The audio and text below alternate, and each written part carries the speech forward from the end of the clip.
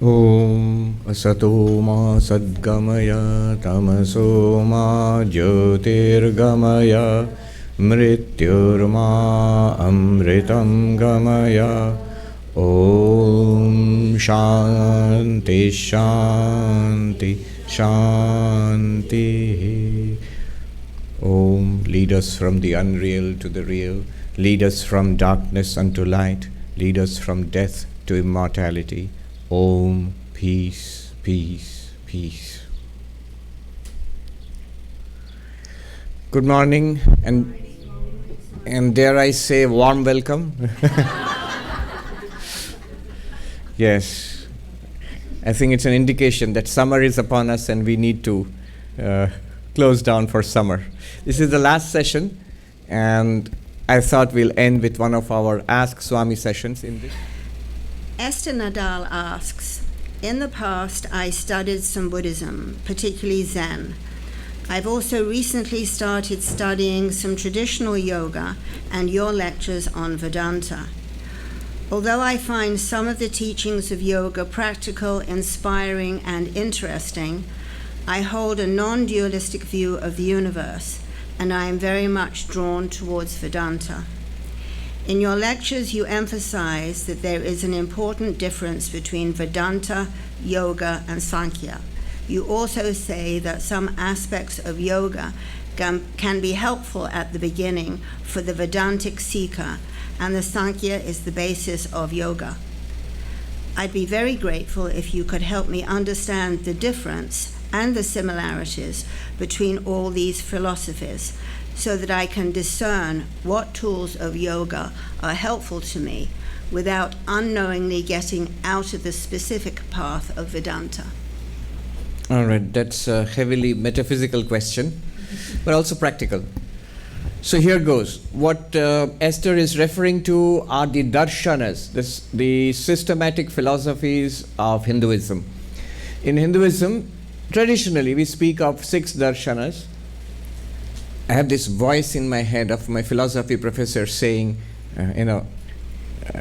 Professor, I specifically remember Professor Parimal Patil at the Harvard philosophy department in one class saying, let us hear no more of 6 systems talk. That's the traditional way of talking about it, but he says, let's not hear any more of it because it is problematic in certain ways. But anyway, for our purposes, it will do. One way of looking at ancient Hindu philosophy is to look at the 6 systems. The Nyaya, the Vaisheshika, the Sankhya, the Yoga, the Purva Mimamsa, and the Uttara Mimamsa. The Purva and Uttara means the earlier and the later. The Uttara Mimamsa is also called Vedanta, of which there are many schools, and the school which we are specifically talking about is Advaita Vedanta, non-dual Vedanta. Now the question is that I am sympathetic to the non-dual Vedantic worldview, but I have studied Zen Buddhism, I have studied Sankhya and Yoga. I like the yogic practices, and you have also said that Sankhya is the foundation of Advaita, then yoga practices are useful for Advaita. It's not just that I have just said it, that's part of classical Advaita Vedanta doctrine. That Sankhya constitutes the first step in Vedantic inquiry, and yogic meditation practices are very, very useful for Advaita Vedanta. Not just Advaita Vedanta, any kind of spiritual path. Yoga is basically the prototype, the epitome of all meditation practices. So here goes. One way of looking at it is that these 6 systems, you can divide them into 3 groups. One group, Nyaya Vaisheshika, another group, Sankhya and Yoga, and the other group is, the other pair is the Mimamsas. The Mimamsa literally means a reverential inquiry, Pujita Vichara, reverential inquiry into the texts. Now I will not delineate the systems, that will be like 6 systems, at least 6 classes to give an outline of what each is. But why these 3 groups? It's because these philosophies, the Nyaya and Vaisheshika, the Sankhya and Yoga, these are what are called Samana Tantra or sister philosophies. So is Purva Mimamsa and Uttara Mimamsa, but with an important difference. The Nyaya, Vaisheshika, Sankhya, Yoga, they get along very well together. They are sisters who are very friendly to be with each other. But the Purva Mimamsa and Uttara Mimamsa generally are sisters. They are sisters too, but they don't get along well with each other. They have huge conflicts, some huge conflicts between themselves. All right. The next point I want to make is that Sankhya and Yoga, being sister philosophies, or in Sanskrit Samana Tantra, they hold, there is very little disagreement between them. They have the same worldview. And what worldview is that? It's a very logical, very elegant worldview. We are awareness, consciousness, and everything else appears to us. So whatever appears to you, whatever you experience, this world, which we experience through our senses, which we experience through our scientific investigations, this world, including all the people and all the living beings in it and all the non-living things in it, from the tiniest particle to the largest galaxy and so on, this is the world. And then also our own body, our senses, our mind, the intellect, which we are using right now to say all these things, all of it, from the external world, from the farthest galaxy, to this body, and indeed the subtle mind and intellect which we all take to be ourselves, all of that is not you, is not us really. All of that belongs to nature. In Sanskrit it is called, in Sankhya it is called Prakriti, nature. All of this is nature. Then what am I? I am consciousness. I am awareness. You are consciousness. You are awareness. This clear distinction between awareness and object. Under object falls all of nature. From physical nature up to subtle nature like mind and intellect. Everything. Whatever can be experienced, whatever can be objectified is nature, Prakriti. And that to which all experiences happen, you, I, we are consciousness. So this is the fundamental principle of the Sankhya worldview, that it is a dualistic worldview. Notice, finally there are two realities. Finally, there is consciousness and there is matter. There is consciousness, matter. Prakriti, which is nature, and Purusha, which is consciousness. In addition, Sankhya also says there are many Purushas, many consciousnesses, if I may so use that term. So we are all consciousness, but we are all different consciousness. Individual, separate from each other. This is called Bahupurushavada, many consciousnesses, many souls, many Atmans, many selves. So this is the Sankhyan worldview. Very logical and elegant, because if you look at it, that's how we experience life. I am aware and I am aware of stuff. That's life. That's life. What else is life? I am aware and I am aware of things, this, that, everything. Enjoyment, suffering, objects, body, other people. This is life. Now, this goes against the Advaita, the final Advaitic understanding of non-duality. Advaita accepts this so far as it helps us to realize ourselves as pure consciousness. Sankhya helps us to distinguish ourselves from body and mind, from the personality, from the limited personality, and see ourselves as an impersonal consciousness, interacting with and through this body-mind. So we are this impersonal consciousness, also known as pure consciousness. Up to this, Vedanta is on board with Sankhya. And the Sankhyan analysis is very, very useful for Vedanta. Vedanta uses this. In fact, what I teach sometimes, Drig, Drishya, Viveka, all of that is Sankhyan analysis basically. However, Vedanta goes further. It asks the further question, what is the relationship between consciousness and matter? What is the relationship between Purusha and Prakriti? Sankhya will say, I told you, they are different. You interact with it, but they are different from each other. Vedanta will, I will not say how, but it goes further using reasoning, Shruti, that is the Upanishadic testimony, reasoning, Yukti, and Anubhuti, experience, to show that they are not separate. They are not separate. They are not distinct. Ultimately, there is one underlying reality which appears as the knower and the known, as the subject and the object. And that reality is consciousness itself. So what you call nature and object is actually nothing apart from that reality. And how so? That is the whole of the Advaita Vedanta. We will not go into it, but this is the big distinction. Sankhya is dualistic, Advaita is monistic or non-dualistic. And how dualistic? Prakriti Purusha, consciousness and matter. How non-dualistic? Consciousness only. Consciousness only. Even matter is ultimately nothing but consciousness in the Advaitic worldview. Yoga takes the Sankhyan worldview, and yoga develops extraordinary meditation techniques. Even the Buddha learned yoga. And Sankhya, if you see the descriptions of what he learned from his teachers, you will find some kind of proto-Sankhya, proto-yoga there, which later, of course, Buddha and his followers, Buddhists over thousands of years, developed into very sophisticated meditation techniques. So yoga is very famous for its meditation techniques. What Vedanta does is, of course, it rejects the dualistic worldview of yoga, which is the same as the Sankhyan worldview. Vedanta says, no, Prakriti and Purusha, matter and consciousness are not separate. They are one reality, which is consciousness itself. What about the yogic? So in Sankhya, it borrows the Sankhyan analysis as a preliminary. From yoga, what does Vedanta borrow? Vedanta borrows meditation. The method of training the attention. How you sit, how you breathe, how you withdraw your attention from the world, how you turn inwards, how you settle down and focus, and then be absorbed in samadhi. These techniques are universally applicable. Anybody who has a mind, a psychology, can apply these techniques. And so can Vedantists. Only Vedantists adapt it for realizing the truth. You get a realization of the truth through Vedantic hearing and reasoning, and then to make it a living reality, to assimilate this truth, to transform this personality using this realization. That is what Vedanta does, using yogic meditation. So this is the difference. And the Brahma Sutras say, Etena yoga pratyuktaha, by this yoga is set aside. So what is set aside by Vedanta? Yoga as a philosophy, not yoga as a practice. The dualistic side of yoga is set aside. Specifically that matter and consciousness are separate realities. No, ultimately not.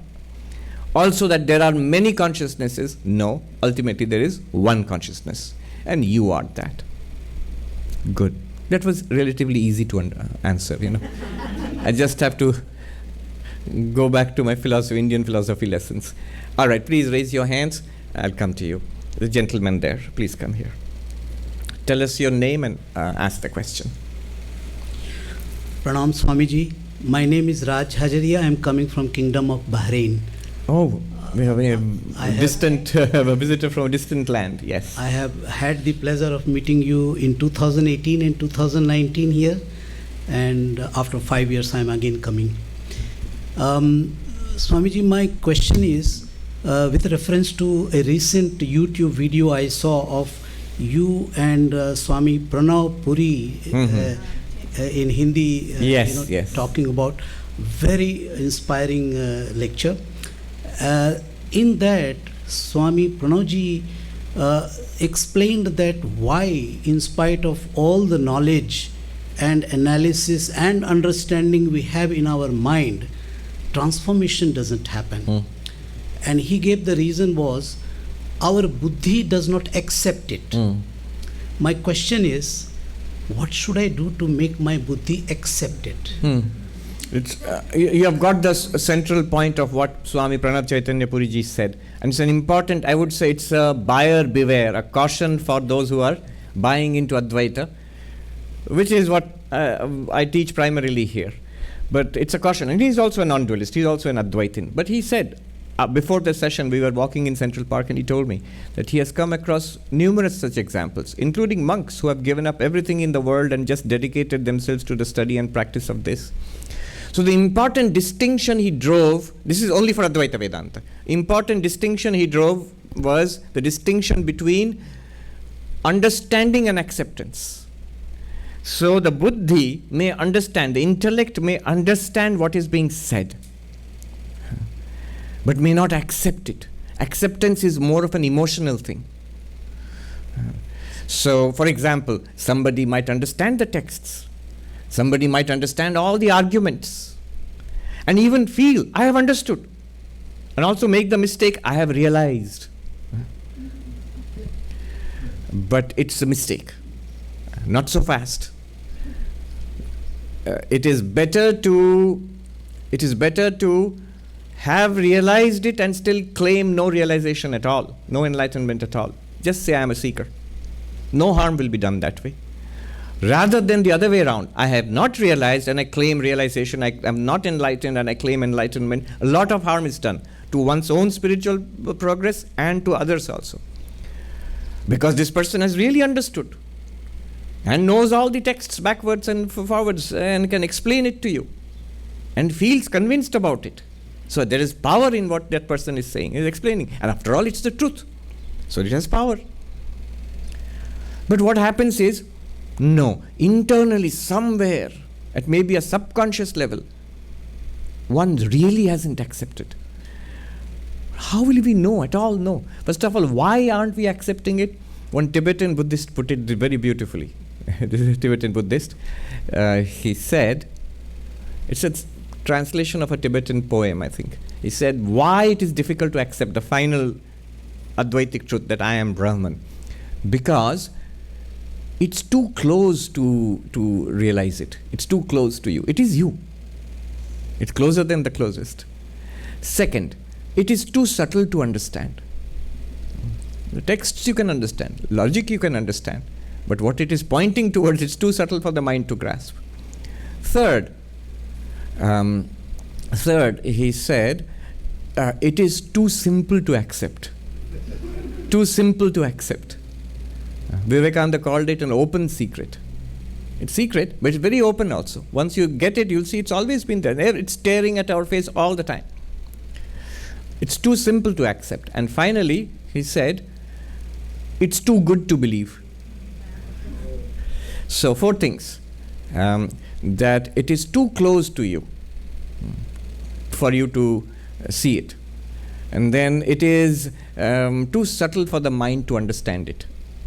It is too simple to accept it, and it is too good to, or it is too simple to see, believe it, and it is too simple to accept it, and too good to believe. It's too good to believe. That's why it's not so easy. All right. How do I know that this problem, I have this problem? Well, first of all, one must have a clarity about Advaita Vedanta. Most don't have that also. It takes quite a bit of time and effort and investigation, study, practice to get that clarity. After that, something is remaining to be achieved. How will we know? A very good test is life. A life is still bothering me. I still haven't solved my own personal problems. That's a red flag. I still get irritated and upset. I still get unhappy. I still have complaints about this and that. And of course we have. Well, then we are not enlightened. The enlightened person has no complaint about anything. I was just reading today in the Vivek Chudamani, characteristics of the enlightened. Yasya prajna sthita, first characteristic. Second characteristic, yasya anando nirantara. Third characteristic, yasya prapancho vismrita praya yasya. 3 characteristics of the enlightened. Sajivan mukta uchyate. That person is said to be liberated in life. 3 characteristics. Whose realization, whose wisdom that I am Brahman is settled, unshakably settled. None of that. In the class I got it, but after that it's gone. No.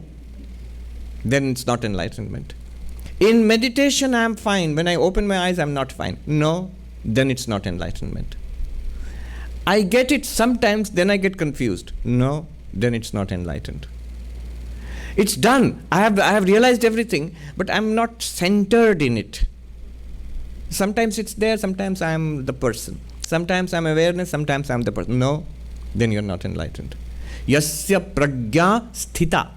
That's why the term for enlightened person in the Bhagavad Gita is sthita prajna, one of centered wisdom. Or stabilized wisdom, the sage of stabilized wisdom. First characteristic of the enlightened one. Never will there be any doubt. Never will there be any shaking. It is effortless, steadily available. Just as I think I am this guy sitting here. That will be as clear as that I am Brahman. Second, your satisfaction, your bliss, your fulfillment, I won't say delight or joy, but your fulfillment, satisfaction will be unbroken. Nirantara, unbroken. It will always be there. Third, that the world will be almost forgotten. What we call the world, it still appears to you. And you see that you have a body, you see that you have a mind, you have a personality, you have a history, and there are people. All of this will be shadow-like or dream-like to you. It will still be, it will appear. But the reality behind them is so clear, just like the water in the wave, the clay in the pot, and the wood in this table, so clear that the name and form and activity will sort of fade to the background. Still be there, just like every you'll see like everybody else.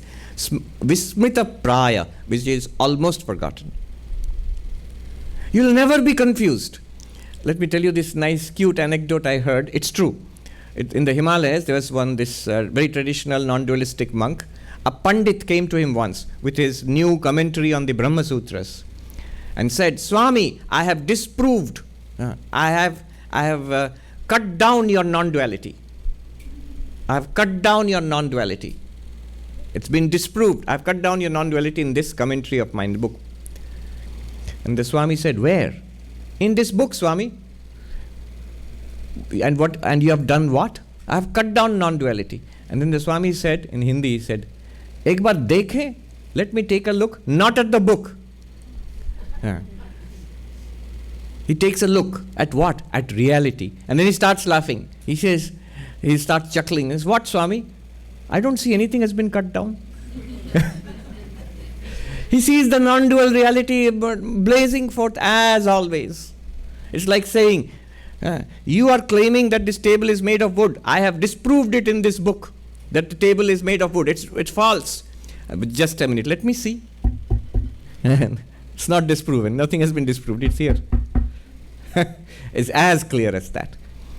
How do I do? So how do I know? So if I see that I have the problem, that problem is an advanced problem of an advanced level. Yeah. I'm doing all it takes, and I have got clarity. I have understood. I think I'm doing well, but still there are these red flags which come. Then the answer is the same old sadhana which we used to do, the japa of the Ishta mantra, the selfless service, devotional service of the Lord. And regular meditation, yoga meditation, morning and evening. The mind has to be purified. The heart has to be purified. That work should go on. Then when that has been done, buddhi is purified. Pranab Chaitanya ji made an interesting point. He said, we think that buddhi is here, intellect. That Advaita is a lot of thinking. But he says, all the scriptures, they talk about the intellect as the heart. And we have to do a little bit of juggling and say, yeah, what they mean is the intellect. But he says, no, what they mean is the heart. Because the heart is our most cherished convictions about ourselves and the world. What am I and what is all this? What I believe without no argument will shift it. It's a deeply held conviction. At that level, am I body? Or am I awareness? Am I body or am I awareness? Sometimes things are going well, especially if you are a monk in the Himalayas. Obviously, you don't have too many desires. You are satisfied with a simple and austere life, leading a good life. So things will go generally well for you. The danger of that is until serious trouble comes, like a life-threatening disease, old age, disease, death comes, you will not be aware, where am I? What is my level? People who are in samsara have many more occasions of warnings. Always red lights and flashing is going on. Warnings. We choose to ignore it, but it's going on. All these upsets and annoyances and depressions and anger, all of this is going on. Dissatisfactions, those are signs. That should not happen. The solution is sadhana. Jnana yoga should be supplemented by karma, bhakti and dhyana. Thank you. It's a good question. I'll come back to you later. The next question. This question is from Darshan. Since everything is in awareness and everything is just an experience in awareness, then why is it that for someone who wants to understand that one truth, i.e. awareness, we are told to follow the path of Dharma, told to restrict our desires, to meditate? So basically we are told to do one thing and not do the opposite of it. But both the things are just experiences in that one truth. So why is it that the truth can be understood only by practicing a certain experience when the truth is there in all experiences, or all experiences are there in that one truth? Good question. Look, what Darshan is asking is that ultimately Brahman is the only reality that there is. So in every experience, one should be able to experience Brahman. Upanishad also supports that. Upanishad says, Pratibodha viditam matam amritatvam hi vindate. In every experience, if you realize Brahman, you will attain immortality. Everywhere, in everything, all of life is pervaded by that one supreme reality, existence, consciousness, bliss. But then Darshan asks, in that case, why ask me to practice dharma? Tell the truth. Be kind, be self-controlled. But if I'm telling lies and being indisciplined and I'm being selfish and cruel, that's also Brahman. Why shouldn't Brahman be available there? Why only in an ethical life? Why are we told to practice meditation? Why not scattered? Why shouldn't I spend my life being doing whatever comes to my mind? Why control my mind? Why not, just party all day long, and that's Brahman? Why be disciplined? Why turn inwards? Why not be always extroverted? So why are we told to have a set of ethical and spiritual practices? Why not everything else? Everything else is also Brahman. Why these differences? The reason is this. Notice the language. You want to realize Brahman, in which case you are saying you do not realize Brahman right now. You say Brahman is in everything, but you don't see that in everything. You don't see Brahman behind the truth and behind the falsity, behind the controlled life and the uncontrolled life. You don't. You don't. If you did, you wouldn't even ask the question. So we are all seeking enlightenment. And if you are seeking something, then there must be a way to do it. There's a way not to do it, and there's a way to do it. So it is, yes, using the language of Maya. Sri Ramakrishna explained this as Vidya Maya and Avidya Maya. It is true, everything is in the realm of Maya. Brahman is the reality, and everything is the manifestation of Brahman through Maya. So, yes, all this is a manifestation through Maya. But that Maya has two categories. One is called Vidya Maya, the Maya of knowledge, and the other one is Avidya Maya, the Maya of ignorance. What is the Maya of ignorance? Most of our lives. We'll be shocked to see what we have done most of our lives. I want to get rich and I want to have a party. All my life should be fun. All of this kind of seeking happiness in the world outside, seeking lasting fulfillment in things which do not last. This is Avidya Maya, ignorance. This identification with the body, which we take without any question at all. This is my reality. I am this body. Avidya Maya. Now, the more we catch, it's Brahman, it's Maya, and it's ultimately Brahman. But the more we catch hold of Avidya Maya, the more we'll be involved in samsara and more will be deluded. The reality will not be clear. Though it is Brahman, it will not be clear to us at all. And we will suffer more and more and more. But then there's the other side to Maya, Vidya Maya, which is devotion, ethical life, selflessness, meditation, and spiritual philosophy, inquiry into who am I, what is all this. All of these spiritual paths, they are called Vidya Maya. They're also Maya. But after all, if only Brahman is there, as Darshan says, why then these practices? Yes, they are also Maya, that is true. But this Maya, Vidya Maya, will overcome the Avidya Maya and will take you to the realization of the truth that it is all Brahman. One caution. We are not saying that truth and falsity are both Brahman. No. From the perspective of the world, truth is truth, falsity is falsity. Falsity will involve us further and further in samsara, and we'll go further and further down in samsara, suffer more, be more limited, be more petty, and more subject to suffering, sorrow. And truth will liberate us. Both are in samsara, both are in maya, but truth is truth. It will take you towards liberation. The sorrow will, the falsity will take you towards sorrow. Why would this be so? Why not the other way around? Why not falsity will take me towards realization?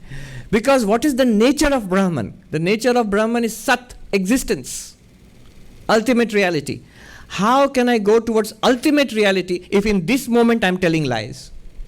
In this moment I cannot hold on to my truth. How can I go towards the ultimate truth? So, truth, self-control, peace of mind, serenity, unselfishness, all of these things are very, very useful because they take us towards that realization. When we realize that we are Brahman and everything is Brahman, we will not realize that truth and falsity are both Brahman. No. In that case, Brahman alone is. When it manifests as truth and falsity, they are very different. Truth takes you that way and falsity takes you that way. When you realize Brahman, it's Brahman only. It is God only. It's no longer truth and falsity of our level. Remember, why I am harping on truth and falsity is truth is the way to God realization. Falsity is the way away from God realization. Sri Ramakrishna used to pray, "O Mother, here are your purity and impurity. Take them both and give me pure love. Here are your, there's action and inaction. Here is rituals." And so whatever is there, he gives away and says, give me pure love for you. But he could not say, here is truth and falsity. Take them both and give me pure love. No. You cannot give away truth. If you give away truth, then where will you stand? Truth is connected to the very nature of Brahman, Sat. Okay. Then please raise your hand. Please come. And then the gentleman there next will go to you. Next. We'll take 2 questions. Tell us your name and ask the question. Hello, good morning. I'm Jane. My question is the step of intuitively turning inwards, Yes. like that 10th person turning to the self. You've mentioned to understand it a bit more concretely. I'm wondering what other instances in which we already do this subconsciously or consciously in our daily life that you can maybe point us to. So Jane is referring to the 10th man story, which I have used many times. It's a beautiful story where we are missing the most obvious thing, ourselves, and then we are noticing everything else. Now somebody said, but that's not true. Nobody forgets to count themselves. Oh, we do. We are always forgetting to count ourselves. All the time. The real self. Only the Advaitin knows this, or the enlightened one knows this. We are all forgetting to count ourselves. What we take to be the world, that's the world, not me. That's very clear. But when we come to the body, we think, I am the body. And the mind, and the intellect. I have no doubt at all, I am this person. But these are all objects. And what is beyond that, the real me, it's clearly present, but we continuously forget. That's why these Advaitic exercises are given. Stories like the 10th man is given. Try this.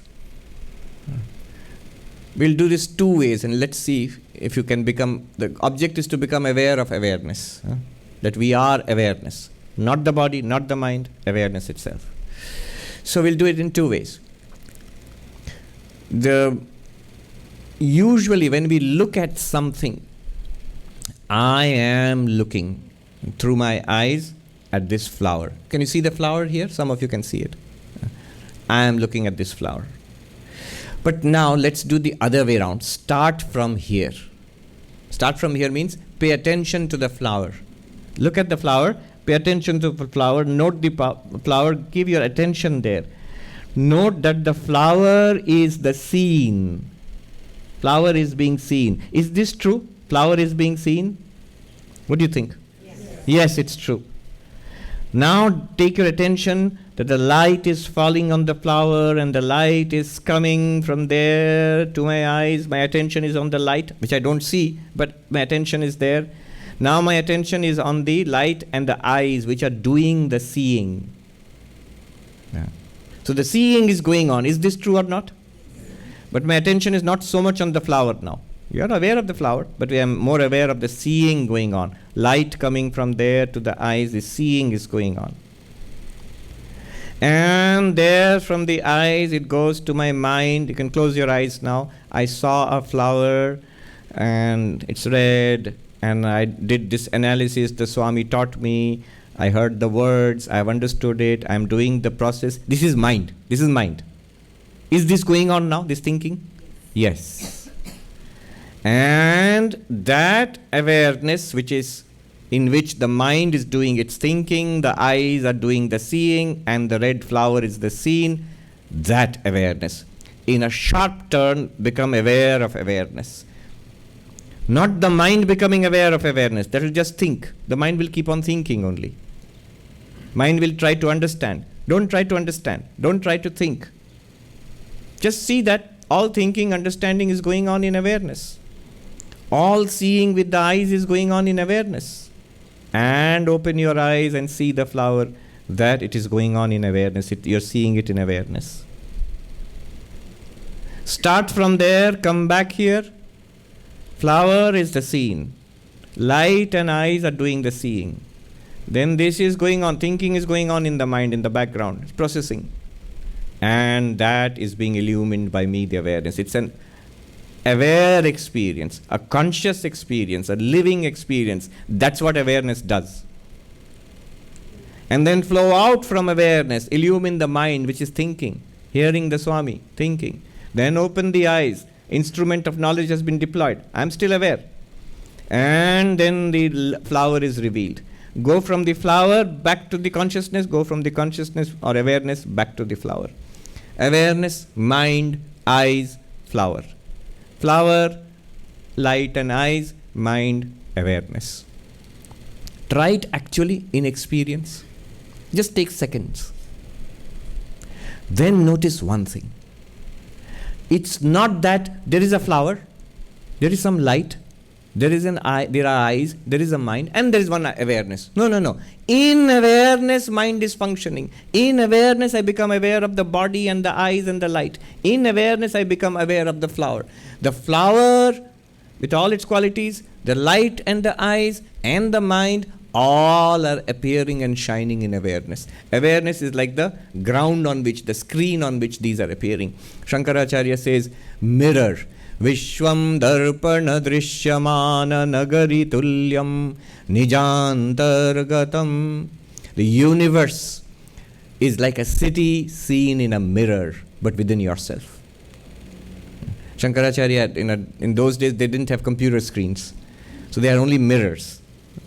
The mirror example is troublesome because there's actually something outside which is being reflected in the mirror. So he has to cancel that out. He says, imagine there's a big mirror. And you focus it there, you can see the city, you can see Manhattan in the mirror. And then forget that there's an external Manhattan. Just see the mirror and the reflection in the mirror.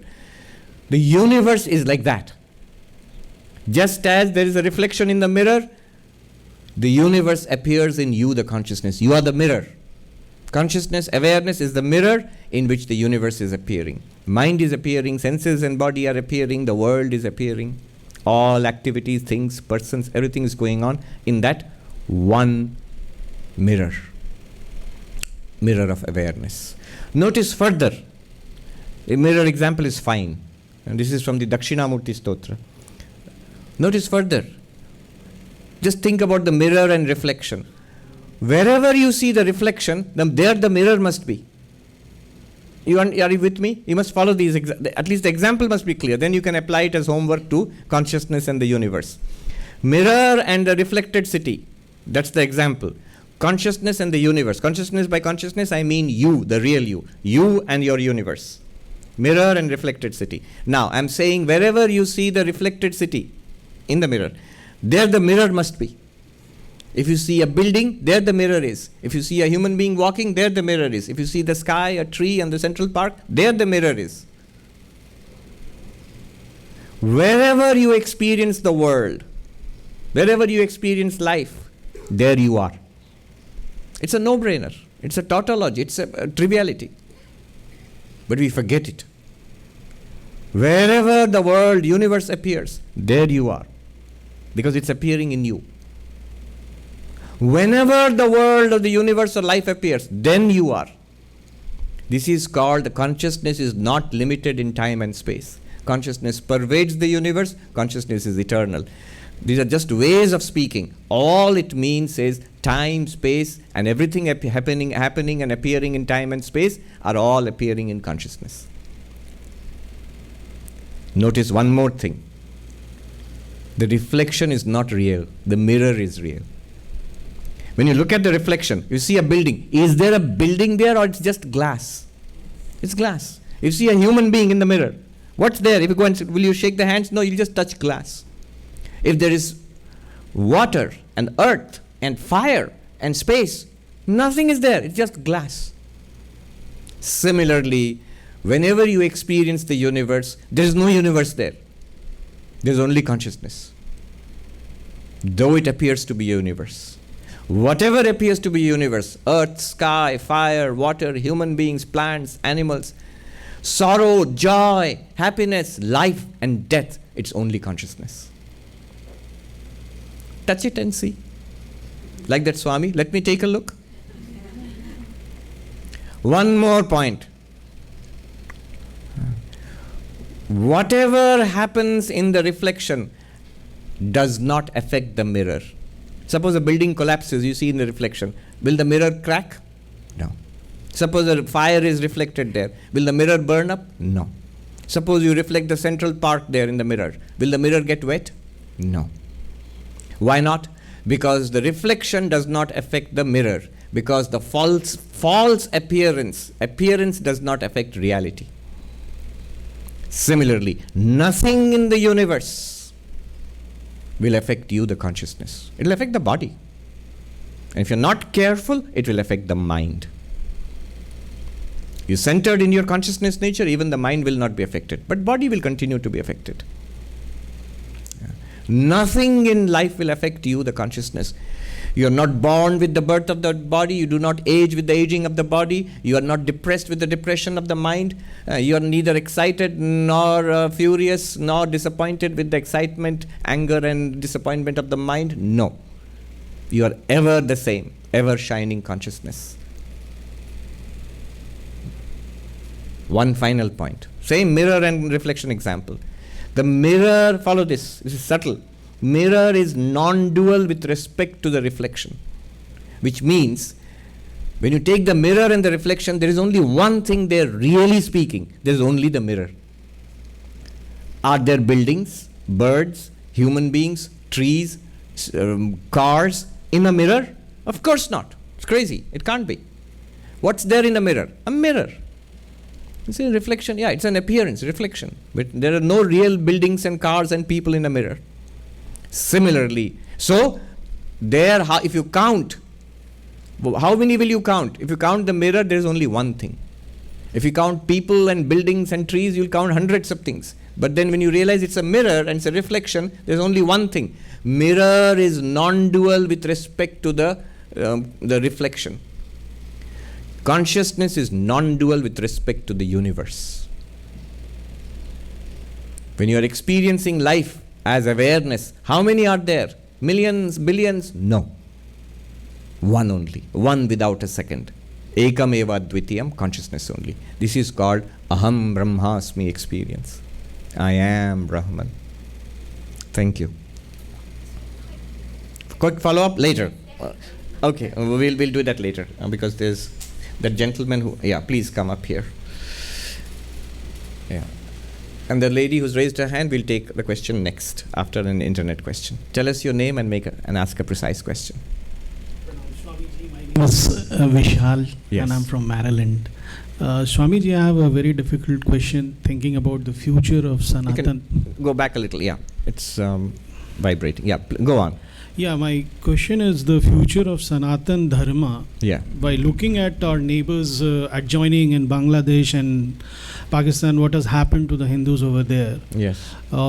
I get a feeling that, like, that something is more powerful than what we are practicing, because Yes. we are depleting at a very fast rate, and no matter what is happening, where the future is going to go, I have sleepless nights. I don't know if you're really depleting at a fast rate. India just became the largest population in the world.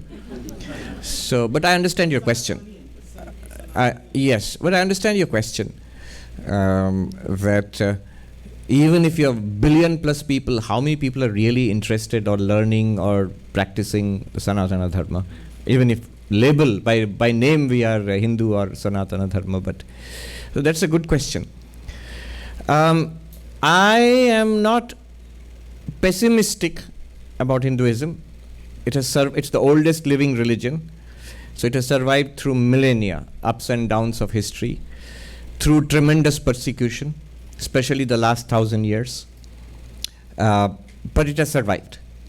And not only survived, it has changed, evolved, grown. And now look, yesterday I think was the International Day of Yoga. So it's a worldwide phenomenon.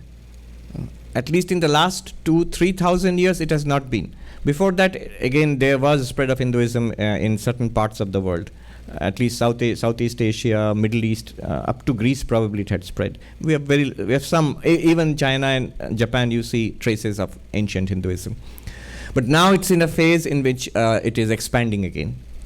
Not in the sense of converting people, because we generally don't convert people. We are very uneasy about the whole conversion thing, this numbers game. So we generally don't convert people, and we don't like that approach. But what we are doing, especially what Vivekananda did, when Vivekananda came here, he said our whole goal is not that a Hindu has to become a Christian, or a Christian has to become a Hindu, or a Muslim has to become a Buddhist. No. He said what we want is the Hindu should be a better Hindu, a Christian should be a better Christian, a Muslim should be a better... Now what is a better Christian, better Muslim, better Hindu, better Buddhist? One is that the core values and spiritual teachings of each religion, those should be emphasized. Not the peripherals, not something that has been accumulated over centuries or millennia, because all these religions are ancient creatures. So many incrustations are there. One great advantage of Hinduism is it's not bound to doctrine. That's why it is so tremendously diverse. And it continues to be a living and growing in the sense of teachings and richness. Sri Ramakrishna says in one place, all the others I see will come and go. It's only the Sanatana Dharma which will stay. So this is the positive side of it. The negative side of it is that we need not be complacent that way. Oh, it has survived 5,000 years, so it will go on. It may, but the survival of 5,000 years has not been so easy at all. We have a very poor sense of history. It has survived because of the struggles and sacrifices of thousands and hundreds of thousands of our ancestors who died, who were persecuted, who were killed, massacred, converted. So we need to be up and doing. First of all, the positive side is that we need to educate ourselves in Sanatana Dharma. It is vast. Nobody can master the whole of it. At least one corner of it, at least our own tradition, have a general idea of all of Sanatana Dharma and master your own particular part of it, whatever tradition you are part of. And pass it on to the next generation. That's also another area we are very poor at. Passing it on to the next generation, which people only when they migrate, now they are beginning to realize, the first generation who are in the United States and other places in the world, that they do a very poor job of passing it on to the next generation. So these are areas where we should concentrate. Learning ourselves and educating others. And sharing these highest and most universal ideas with people of other religions also. It is not a question of conversion, but these ideas are there in Hinduism. These will be beneficial to everybody. That's what Vivekananda wanted, and that's why the Vedanta Society is here.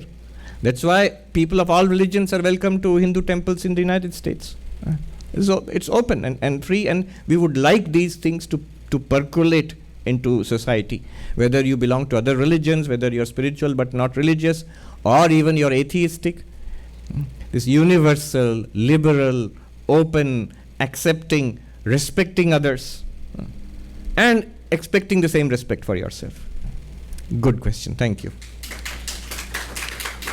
Can we take... yes, I'll call her next. one question from the internet audience. This question is from Vedanta Nikam, and he has a question on the clay pot theory. The clay pot again, okay. It sounds convincing enough that it is clay alone which exists, so there is no cause or effect. But an appearance of the pot in ignorance of not knowing it is clay alone can only arise when the clay assumes a certain form relative to its surroundings. There is a certain name, form, and function superimposed on the reality of clay. Only when something apart from clay, air, space, water, food, exists, because it is in relation to the surroundings that the shape of clay can be perceived. If space, time, and causation are mere appearances in Brahman, then I guess it would be rightful to say that it is Brahman appearing as not Brahman, in multiple forms and attaining names, forms, and functions. But not Brahman is non-existence. So how could Brahman, which is existence itself, appear as non-existence? The only answer that I could derive that the appearance is not. But we are aware as Brahman of the appearances, even though we might logically argue that they aren't real. This seems to me like a fallacy or a loophole. Please clarify. I'm tempted to say, let me take a look. No, it's all right, don't worry. There's no fallacy or loophole. No. You see what is going on here. Let me simplify that. Vedanta says that it is Brahman which appears as this universe with name, form, and function. Just as wood appears as this table or the clay pot. Clay appears as the pot with a particular shape, and you give it a name, pot, and you can give it a function. You can put water in it or hold milk in it or whatever. So you have a name, form, and function or activity, and the clay is the reality behind it. Now, Brahman is appearing as this universe, and then we say that the name and form are not real, name, form, and function are not real, space, time, and causation are not real. It is Brahman appearing as something not real. So we are how can you experience the not real? Or Brahman, we are Brahman, and we are experiencing the not real. How is that possible? That which does not exist, how can we experience it? That seems to be the gist of the question. What is being missed out here is, what do you think that we are experiencing now? Let me ask, when you look at the table, are you experiencing the name, form, and function of the table minus the wood? No. The wood is very much there. Then there is a name, table. There is a form. And then you have a function. I put the microphone and the clock on the table. So the name, form, and function come afterwards. First comes the table, the wood itself. Then a name, and a form, and a function. Similarly, when we are experiencing the world, it's not that we are experiencing a non-existent time, a non-existent space, a non-existent form, a non-existent causality. No. They are very much existent. What do you mean? Don't you say that they are all Maya? Yes, they are very much existent because Brahman is behind all of them. To put it even more simply, what we are experiencing right now is Brahman plus the name, form, and function. We are experiencing Brahman. We are experiencing reality. The answer to that question is we are not experiencing non-reality. We are experiencing reality. Then why do you say Brahman is real, world is false? Why we say that is this.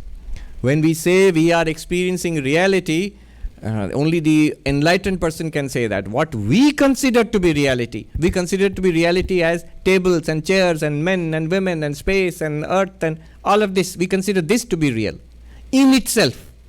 And we don't take Brahman into account because we have no idea about Brahman at all.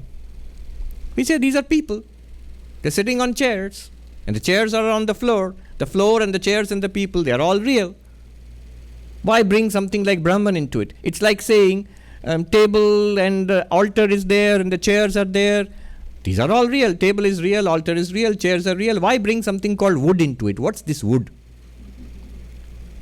But because we don't know what it is. So we are experiencing reality. The reality, why then, even if we don't understand what Brahman is, then why does this world, which is not real in itself, why does it seem to be real in itself? You can ask this question. It's because it, quote unquote, borrows reality from Brahman. It's like saying the table seems real.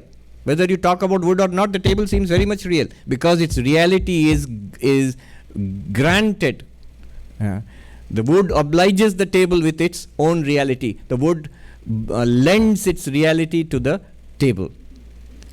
This is a strange way of speaking. No, it isn't. If you break the table now, the wood will still remain and will remain as real, but it's no longer a table. So the table borrows reality from the wood, which is its substance. The world seems to borrow reality from Brahman, which is reality itself, existence itself, being itself. What does Brahman do for the world? It lends reality to the world. That's why it seems real.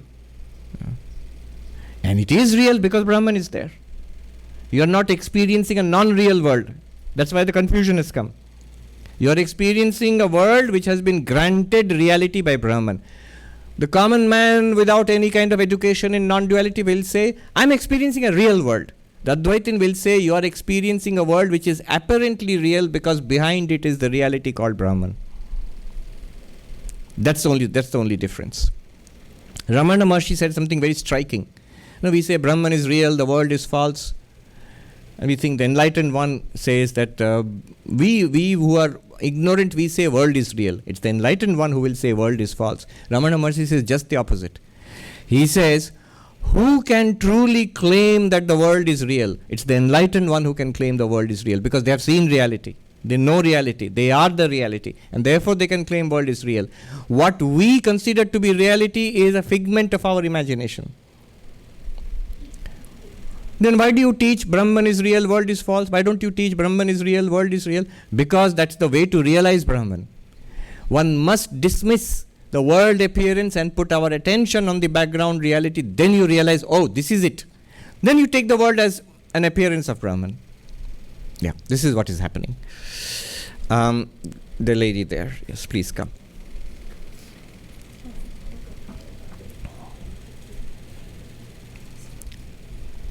Tell us your name and ask the question. Pranam Swamiji, my name is I Nidhi. think they can't hear you. Can you pull the mic a little closer? My name is Nidhi. Yes. And I have been exposed to Vedanta for... Speak into the microphone, yes.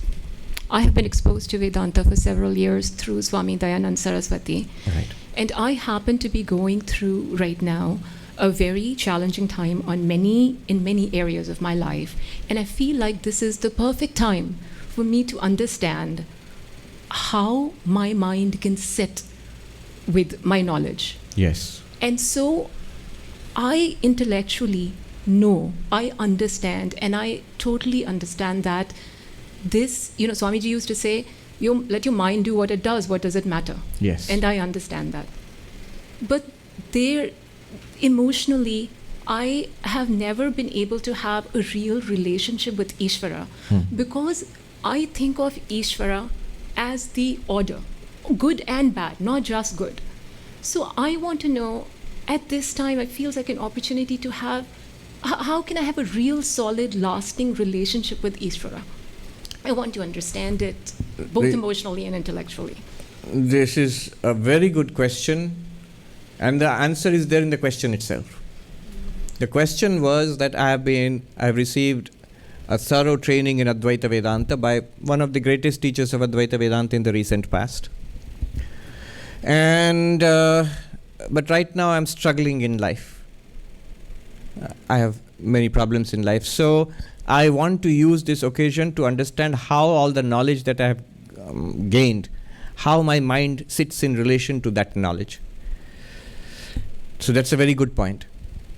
Whenever we feel we have learned this, we have absorbed this teaching which claims to remove our suffering, and yet we have suffering, we run up against problems, that's a good time to sit back and fine-tune see what is working and what is not working. Where is the lacuna in my understanding, in my practice? What more can I do? What is missing? And then she said, I have never had a deep relationship with Ishvara, with God. For me, God is the order of all things, good and bad, but never really a personal relationship with Ishvara. That is the answer to the question also. It might seem like two different questions. Why suddenly bring in Ishvara? But that is the answer to the question. The knowledge is perfect in itself. You are limitless existence, consciousness, bliss. From that perspective, there is no problem. And yet the mind cries out. The heart cries out sometimes. That existence, consciousness, bliss, clothe it in a name and form of Ishvara. For you, it could be Shiva, it could be Krishna, it could be Ramakrishna, it could be Jagannath. For a Christian, it could be Christ or the Father in heaven. And establish a personal relationship with it. I remember 10 years ago, I asked one of the greatest living monks in our order, senior most, he is very, very senior. Now I will not take his name. He's 98, 99 years old now. Very remarkable spiritual teacher. So I took the opportunity, I got some time with him, so I took the opportunity just to ask him in passing a question. That once you have clarity and conviction about non-duality, you have it. What more remains? Does anything more remain? Then he said, immediately, without even giving it a pause or thinking it, he just said, now establish a personal relationship with that reality. How? Let that be the master, I'll be the servant. Or that could be the friend, it could be my friend. Or it could be my father or mother, I could be the child. Or I could be the father or the mother, and that could be my child. Or the mutual loving relationship. So, or a peaceful contemplative relationship of the presence of Ishvara in my life. Realizing that you are Brahman, and all this is Brahman. All of them are Brahman, they are all you. We are all you. And all of this which we see, including that body, including the personal life of Nidhi, is basically you shining forth. Realizing that, now bring that into your life in a personal way. Call it, now give it a name. Call it Shiva, Kali, Durga. Swami Turiyanandaji, one of the greatest non-dualists in our tradition, he used to say, after realizing that you are Brahman, now know that everything that happens in the rest of your life, it is all your life and everything in the universe, it is the mother. Everything. Whether you like it or dislike it, it's the mother. And this whole universe, all our lives is a play of the mother with you. You are the daughter, this universe is the mother of this universe. The underlying reality of Nidhi and that mother is Nirguna Brahman, which is always there. It's always there. So spend the rest of your life in this play with the mother. What should I actually do? It's the microphone is switched off. Yes, repeat that. What should I do practically? Yes, establish a devotional relationship. I will not say in which form, that depends on you. Whatever you are used to. Are you used to Shiva? Are you used to Ganesha? Whatever form. I think I have always rejected the idea of an anthropomorphic God, and that is my difficulty. Yes, but remember, you are a person. You are a person. And you can conceive of the divinity as a person. So conceive of the divinity as a person. Vivekananda himself says, I am convinced that there is in this universe a power which considers itself female and itself as the mother of this universe. So that's the mother, the divine mother, Kali, Sri Ramakrishna's Kali. Establish a personal relationship with it. There are two ways of doing this. Keep your Advaitic knowledge in the background. That's always there. That's fundamental to it. Without that, we have nowhere to stand on. So that's there.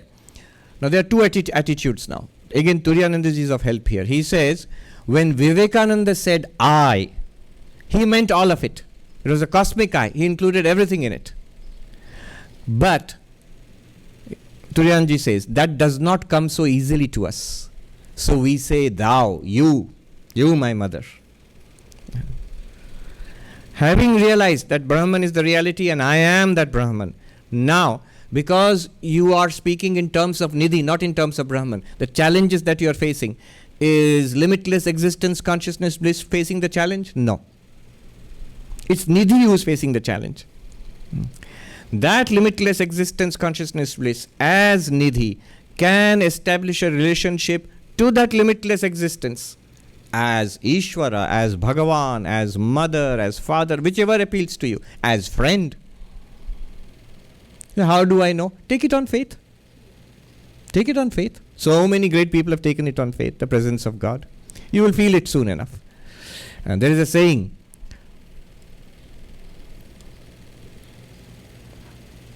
Bodhat prak dvaitam mohaya.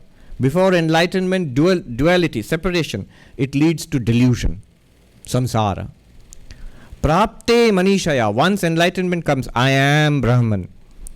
Bhaktyartham kalpitam dvaitam, advaitadapi sundaram. The imagined, visualized bhakti, devotion, based on Advaita. Why would you visualize or imagine? For the sake of devotion, for the sake of love. I visualize that. A separation between myself and that limitless reality. Nidhi, whose reality is that limitless reality, I am now devoted to that reality as my beloved Lord, in whichever form. He says, Advaitadapi sundaram. It is more beautiful than non-duality. It's more beautiful than non-duality. Hanuman is the greatest of Jnanis. Hanuman is the manifestation of all four yogas. Jnana Yoga, Bhakti Yoga, Raja Yoga and Karma Yoga. He says, Srinathe Janakinathe Abheda Paramatmani Tathapi Mama Sarvasva Sri Rama Kamalalochana. Srinatha, Vishnu, Ishvara, Bhagavan, Saguna Brahman, and Janakinatha, Ramchandra, who is the avatar. They are one pure consciousness, I know. Abheda Paramatmani, and I am that pure consciousness also. I know. There is one Brahman. I know that. However, it is the lotus-eyed Rama who is everything for me.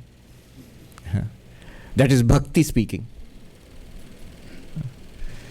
Jnanis, you have a taste for jnana, this is grace. This is the great grace of Ishvara.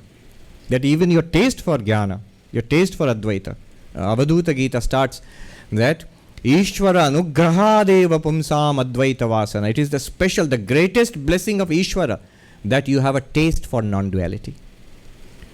And that Ishvara you love and surrender and talk to and pray to and tell all your heart to, pour out your heart to that. Make it concrete. Have an image or a picture, an altar. Know that Nirguna Brahman, like Hanuman, say, I know you are pure consciousness and I am pure consciousness and we are one. However, I love you.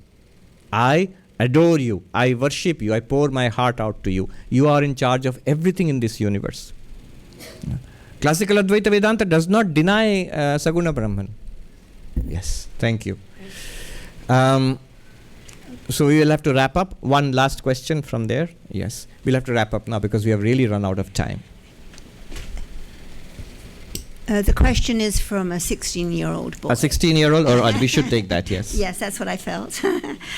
His name is Arnab Das Chowdhury. I would firstly like to offer my namaskar to Swamiji and then thank him for providing his valuable time to read the query of a 16-year-old boy with a high interest in Vedanta. How can we detach ourselves when we cannot detach ourselves from this body? How can one experience that consciousness which is different from the mind and this body? How to be detached from all the happiness and sorrow and be in that state of bliss. How to hold that laser-like focus for a longer period of time and to cut off everything else. Sir, please forgive me for any mistakes in the composition of this mail, as I am doing it for the first time. Oh, no mistake at all. But too many questions, big questions. Yeah, they're all very good questions. And I'm particularly sympathetic because I was a 16-year-old very interested in Vedanta as a kid. I used to attend wherever I could find a Vedanta teacher, a monk giving talks, I would rush there and sit and listen. Have you heard of Swami Chinmayananda, the founder of Chinmay Mission? So I used to go a few times to attend his classes as a little kid. I was, I think, 10 years old or 11 years old. And in this big crowd, he actually noticed me because one of the monks came up to me and said later, the Swami has seen you are coming and he is glad and you should keep coming. And I was too shy to go up to the Swami and speak, and I missed that opportunity, of course. So yes. 3 questions basically. One pertains to the body, another 2 pertain to the mind. How we can't detach ourselves from the body, so how are we going to be detached from the body? You can't separate yourself from the body. What do you mean detachment from the body? It's a good question. So separation from the body, detachment from the body does not mean physical separation. You don't have to put a forceps and bring out the consciousness or awareness or Atman from the body and separate it. No, you can't do that. You can't do that. Bodilessness, separation from the body means I am awareness. Body is there. It's like I'm wearing the clothes. Separation from the clothes does not mean I have to take off my shirt. It means I know I am not my shirt. I'm very clear about it. So, separation from the body means I know I am awareness. First of all, I have to be clear about what I am. Then only I'll know that I am separate from the body. I am awareness. In my awareness, the body is revealed. Vedanta will give many, many arguments. Let me give you one example. You are aware of the body just like you are aware of the table, of the clock. You are aware of the body. But you don't say I am the table, I am the clock. You say I am the body. Why? You may say that, but if you hit the table like that, table doesn't feel anything. I don't feel anything at least. But if you hit the body, I feel something. So I am the body. No. Even when you feel something, that feeling is also an object, like the table or the clock. That's also a thing. It's a strange way of thinking, but that's what Shankaracharya says. Even a pain is a thing. Just as a table is a thing and a clock is a thing, the pain is a thing. So the body is an object. You are not an object, you are the subject. That's an argument. Another interesting experience, let us say. Dreams. When you fall asleep and you dream, you're completely unaware of the body which is sleeping. Completely unaware of it. And in the dream, you are doing things and you have a body in the dream. It appears like that. When you wake up, you realize that was just imagined. That was just a dream. So the physical body, which I think I am, I cannot be separate from it. I cannot be detached from it. Every night you're detached from it. How? Not physically. In your experience. Your experience, our experience continues in the night. As it is continuing now, it will continue in the night. But the bedroom will disappear. The body will disappear from my experience. And a new world of dreams will come. And there will be a body in the dream also. Very much like this one. So, my point here is, your experience as a subject, your experience as a conscious being continues whether you are experiencing this body or not. Without reference to the body, you continue to exist in your own experience. So these are ways you can understand that I am separate from the body, but the practical way in which you are separate from the body is this. This is the most important thing. Get control over the body. Don't think that I am the body. Overcome the laziness of the body. Overcome the suffering and pain of the body. To the extent that's possible, don't overdo it. Use the body as an instrument. Don't think of the body as yourself.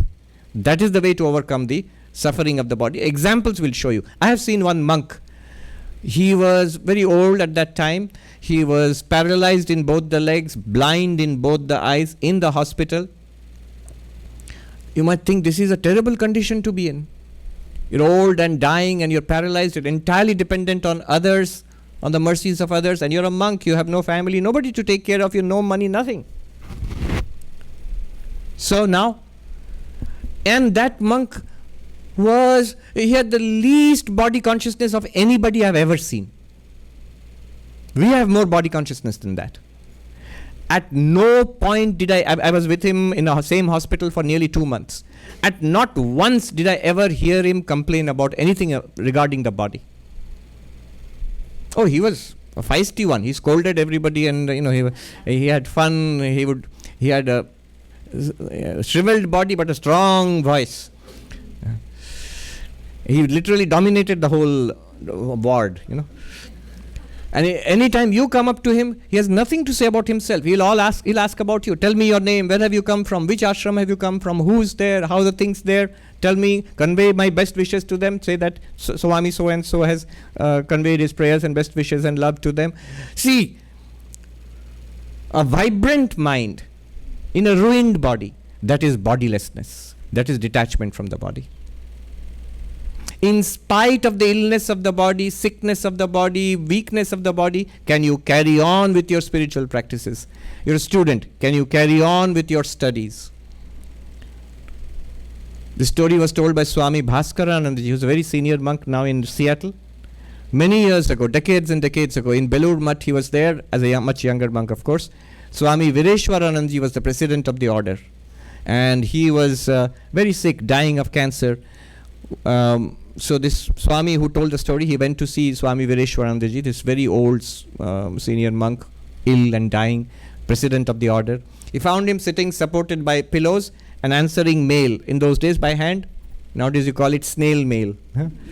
Answering, writing letters. So this Swami said, Maharaj, you are ill. Take rest. Why do you have to do this? Others can do it for you. And he was almost blind in his eyes, Swami Vireshwaranji. He couldn't see also. He was still writing the letters. So he said, if a monk can get up and sit, a monk can work. If you just can't get up, you're so sick, all right, you're excused. If you can even sit up, then no more excuse for you. Back to work. That is overcoming the body, bodilessness. I don't care. I remember one more example. I can give you countless examples which I have seen with my own eyes, and many, many more from the books. Swami Bhuteshanandaji Maharaj, who was 98 years old at that time and quite ill. He was the president of the order, 12th president. I remember this, I saw with my own eyes. I went there, we bowed down, and somebody asked him, which is a typical question almost every day, Maharaj, how are you feeling today? How in the Bengali word, the language is Shorir Kemon, how's the body? Shorir Kemon, how's the body? And the Swami, who would speak with a characteristic drawl, 98 years old and so frail, and he said, Tumra to shorir karo keno. Why do you all keep talking about the body? That is detachment from the body. Similarly, detachment from the mind. Upset, mind is upset. Have you seen little children? You're 16 years old, so it's not for you. But if you have a little brother or sister, 3 years old, 4 years old, scream, start crying, shouting, for no reason at all. Parents know that. It's not very important. People say, have you seen the joyous, innocent smile of a baby? Yes, but have you seen a baby bawling? Both are very natural, very intense. Without any hesitation, great joy. But it could be next moment itself, screaming in complete, like as if the world is falling apart. What has happened? Maybe the toy has fallen down from the pram. That's all. That's all. And remember, the mind is like that. The little ups and downs of the mind, my mind is feeling upset, I have done so much sadhana, but then why it is happening? Don't worry about it. Keep on doing your sadhana. If the mind just refuses, will not do sadhana, good, let it rest a little bit. And then when the mind is a little better, it will get better, don't worry. Within a few minutes, few hours, few days, it will get better. If there is serious mental issues, take help. Take medicine if necessary. Don't give too much importance to the ups and downs. I've seen, especially in this country, now in India also, people are over-aware of themselves. They over-analyze. I felt like this and I thought this, then I said that. Nobody is interested.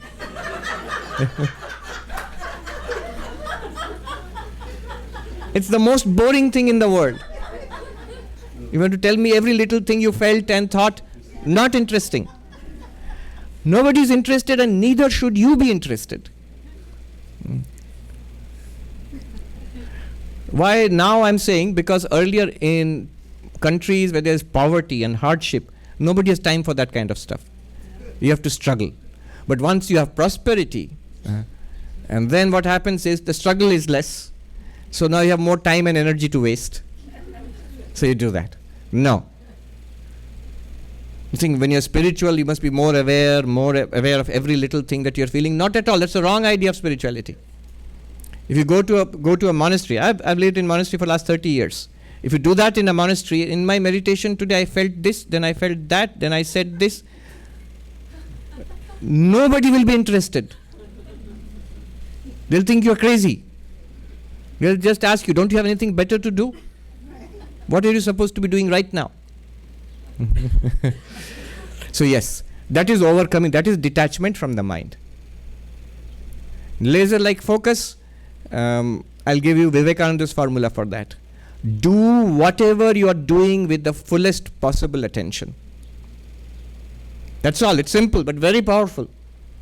You want to improve focus, concentration, whatever you're doing, wherever you're doing. You're simply sitting and relaxing, still have full awareness and full attention. You'll find it's a very difficult sadhana. Do whatever you are doing with the fullest possible attention. Then you will find when you need laser-like focus in your studies, in your work, and in your meditation, you will have laser-like focus. All right, let me end with a peace chant. Om Shanti Shanti Shanti Harihi Om Tat Sat Shri Ram Krishna Arpanamastu. I pray to Sri Ramakrishna, Ma Sharada, Swami Vivekananda, to bless all of us. May they shower their blessings upon us this summer and in all the summers and winters in our life in the years to come. Somebody asked why we shut down every year in summer. So it's a tradition. I think New Yorkers generally used to leave town when it got hot like this. Now you know why. But Swami Vivekananda also left town in the summer of 1895. And he went to Thousand Island Park. Yes, go on, please. The basket. So that's why we shut down. We'll reopen again in the third week of September.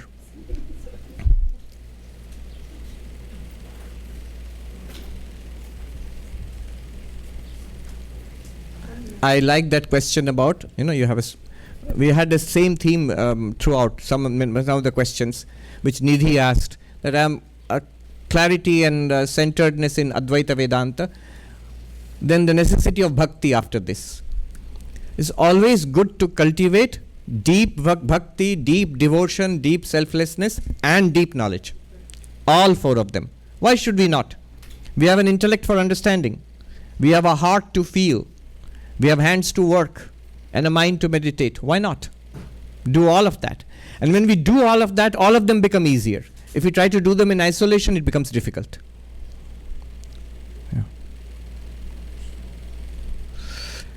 Very good.